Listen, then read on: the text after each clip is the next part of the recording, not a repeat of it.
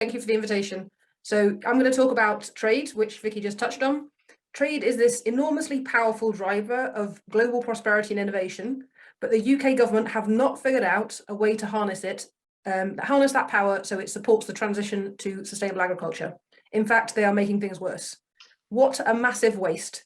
The UK could be leading the way in regenerative agriculture that will feed us and sit alongside new ways to generate value from land with climate mitigation, adaptation and restoration of assets.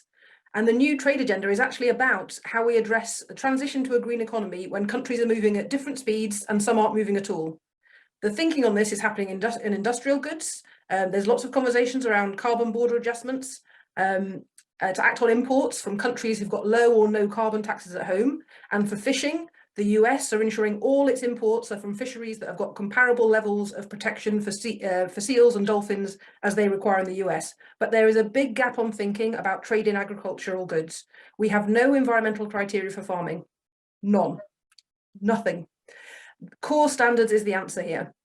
And we are urging government, urging I think is the word I've taken from COP, strongly means we are urging government to look at this again, look at the recommendations they've had from the Trade and Agriculture Commission, from the National Food Strategy and from the Committee on Climate Change, to look at these core standards with fresh eyes. And there are different versions of core standards, but they've always got two elements. It's the issue you're addressing, what you care about in the standard, that's animal welfare on the environment side, water stress, toxicity, soil health, habitat protection, and the mechanism by which you apply it. And that's labels, you've been talking about that today, and tariffs, but the mechanism that WWF are talking about is minimum market access, a minimum threshold for any foods that come into the UK, sold in the UK, wherever it's produced.